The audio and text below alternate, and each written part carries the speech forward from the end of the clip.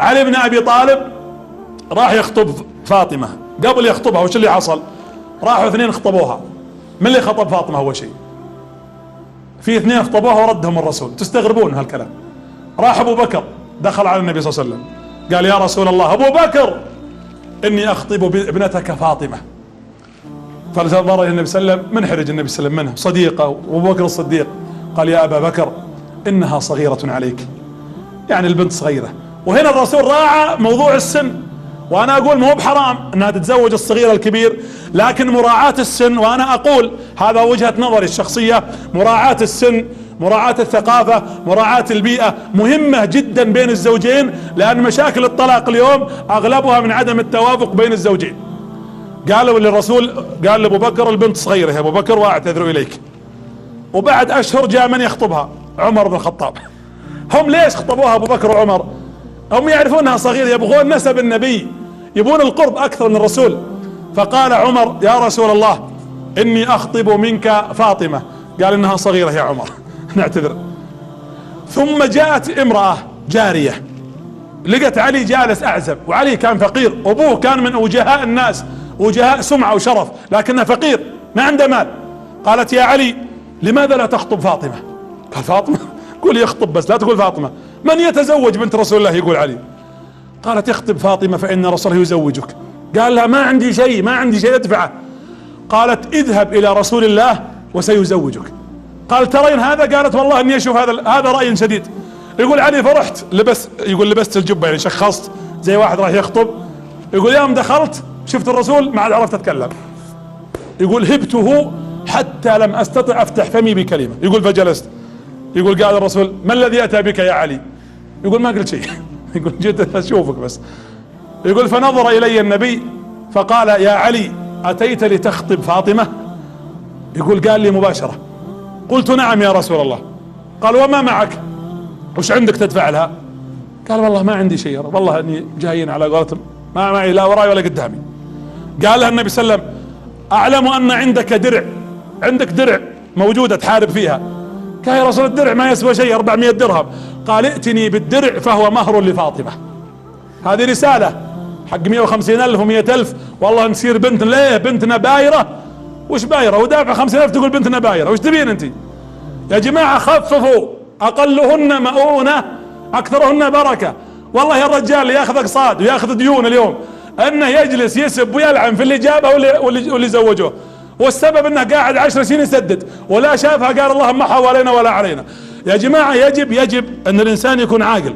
اذا اراد الانسان يخطب يقول يروح يخطب، لكن خففوا المهور. انا ما اقول ما لازم ندفع شيء، المهر سنة بل هو ركن من اركان الزواج والنكاح الشرعي، لكن المبالغة غير مطلوبة. اذا جاءكم كثير المال، صح كذا الحديث، فزوجوه، ولا وش قال؟ اذا جاء من ترضون دينه وخلقه فزوجوه. طيب اذا ما فعلنا يا رسول ما نبغى نزوج، الا تفعلوا تكن فتنة في الارض فساد عريض. المصايب اليوم المعاكسات بين البنات والشباب، والخلوات الغير شرعية، وقضايا الزنا اكرمكم الله و هذا سببها. الشاب يريد يعف نفسه، والفتاة تريد ان تعف نفسها. اخاطب الاباء، والله العظيم سمعنا قصة قديمة لا ادري عن صحتها، لكن سمعناها كثيرا من الناس. الاب اللي جاي يموت وترك بناته بدون زواج من اجل الرويتب عشانهم معلمات، والله ما تعرس فلانة عشان تكد عليه. يوم جاي يموت نادى بناته قال يا بناتي حللني وابيحوني اليوم بموت. قالوا بنات الله لا يحلك ولا يبيحك، والله نقف بك عند الله يوم القيامة ونقول منعنا من الزواج. اتق الله في نفسك ايها الاب، لا تمنع البنت، او ان كنت اخ ولي المرأة ولي البنت، اذا جاءك الرجال الكفو اللي يستحق الزواج والبنت في سن زواج وراغبة الزواج قدمها له. علي بن ابي طالب قال له ما عندي ال 400 درهم او قيمة الدرع 400 درهم. قال لها النبي صلى الله عليه وسلم ائتني به وازوجك بها. وراح علي مبسوط وجاب الدرع الى النبي. يوم جاء ليلة البناء. وش ليلة البناء؟ ليلة الزواج، ليلة الدخلة. شوفوا انا ودي اوقف عند العبارة دي. في الشريعة يسمى ليلة الدخلة عندنا على قولتنا تسمى البناء. يا زين جمال الاسلام يا جماعة، والله ان رسولكم ذا عربي فصيح فعلا، والقرآن نزل بلسانه. البناء، وقف مع الكلمة بناء، الرسول كان يقول تبنوا بيتا، تبنون أسرة، تبنون مجتمع، تبنون قيم زوج وزوجة. اللي يتزوجون لا يتصور ان الموضوع موضوع زواج ورجل يرتبط بامرأة، هذا حقك الشرعي ولا نقول فيه شيء، لكن ارتباطك لبناء الأمة. قال في ليلة البناء، وهذا البناء الحقيقي، البناء اللي يبنى على الطاعة، اسم جميل سماه النبي صلى الله عليه وسلم. دخل الرسول ليلة الدخلة وفاطمة مستحية ليلة العرس. بعض البنات اليوم والله في السوق ما بتستحي، مو بليلة العرس، في السوق تلاحقك وتناظر وتفعل اشياء ودك تقول يا مرة عيب. والله ان بعض الرجال يستحي وهي ما تستحي، مصيبة هذه. انا لا اعمم، هذه ليلة عرسها وابوها عندها وزوجها. ويقول علي رأيت فاطمة تقطر عرقا مستحية لانها عذراء بنت النبي صلى الله عليه وسلم. ولما دخل النبي قال لا تفعلا شيئا حتى اعود اليكما. يقول الرسول اصبروا شوي. وطلع النبي وراح توضأ وجاب المويه اللي توضأ فيها. اول ما دخل نضح في وجهها ونضح في وجهه، ثم قال يا علي قم وضع يدك على جبهتها وعلى رأسها وقل اللهم اني اسألك خيرها وخير ما جبلتها اليه واعوذ بك من شرها وشر ما جبلت اليه، ثم صلي يا ركعتين. شوفوا الجمال يا جماعة، صلوا ركعتين. بعضهم يدخلون على طرب وموسيقى واغاني وانوار حمراء ومسوي زحمة، وفي الاخير طلاق وضياع ولا استفدنا شيء. والمصيبة هنا لان البناء كان صح. بالمناسبة على صلاة الركعتين هي سنة مستحبة، يعني يجوز للرجل ان يصلي والمرأة تصلي. يقول واحد دخلت على زوجتي، هذا واحد اعرفه يعني قصة حقيقية، يقول قلت لها شوفي ترى من السنة انك تصلي ركعتين واصلي ركعتين. وليلة العرس الجميع مستحي، يقول كبرت انا اصلي ركعتين وهي مستحية جالسة.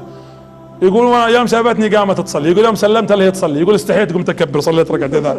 يقول وسلمت وشافتني اصلي ورجعت تصلي، يقول راح لنا اذن الفجر وحنا نصلي، فصلي ركعتين خفيفتين. المرأة يمكن تعذر لان وضع المرأة يمكن يكون، لكن لو كان الرجل على طهارة يصلى ركعتين فهي من السنة بعد ان يضع يده على رأسها ويدعو بدعاء النبي الذي ورد. يا جماعة فرق بين بيت هذه بدايته وبين بيت يبدأ على، اسمحوا لي اليوم انا ما اتكلم على فئة او على منطقة، اليوم اخاطب في قناة، انا خاطب العالم الاسلامي. ابشركم برنامجكم هذا متابع من دول كثيرة. في دول اليوم وكثير من بعض الناس مع الاسف يعني يبتدئون ليلتهم بشرب الويسكي والخمر، ويبتدئون بمظاهر معاصي. ولذلك كيف سينتهي حال البيت وكيف ستكون هذه الاسرة وهذه بدايتهم وهذا حالهم. لكن السنة التي جاء بها النبي عليه الصلاة والسلام وجاءت بوضع اليد على رأس المرأة، ثم بعد ذلك هذا هو مصداق قول الله أفمن أسس بنيانه على تقوى من الله كمن أسس بنيانه ايش على جرف فانهار به في نار جهنم.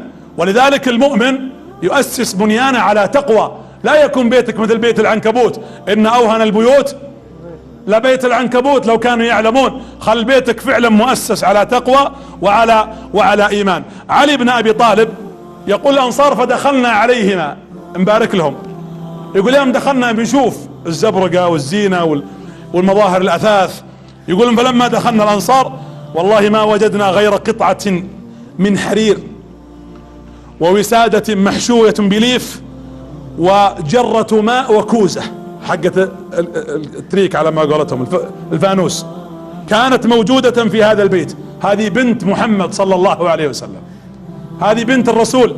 اليوم والله اقرأ أنا احيانا بعض الاشياء يمكن تكون مبالغة الله اعلم، لكن ان كانت صحيحة فيه مصيبة. اللي يقول كيكة العرس كلفت لها 200,000، واللي يقول هدية مدري ايش كلفت كذا، الزفة تكلف 300. لما تجي تناظر اليوم بعض المظاهر وفي النهاية يطلعون الناس من العرس وهم يسبون يشتمون. تعرفوا المثل العامي عندنا ماكول ومذموم، يجي ياكل اكلك وعشاك ويرقص في عرسك ولا طلع قال الله لا يبارك فال فلان، هذا عرس والله انها زي قلتهم وزي وجيههم. شفتي شكلها بغت تطيح مع المنصة، شفت الرجال خشمه، شفت طوله، شفت لونه، وجابوا لها عين وثالث يوم هي وزوجها في درفكة ومعاصي. ليه؟ العاقل هو الذي يتبع السنة. المبالغة للمباهاة مرفوضة. اعرس وحط ما يسر الله لخدمة او لضيافة اضيافك، استاجر لك قصر افراح، حط مظاهر فرح، لكن في حدود المعقول، في حدود ما لا يغضب بالله، حتى تكون انسان بالفعل اديت الذي جاءت به سنة النبي صلى الله عليه وآله وسلم.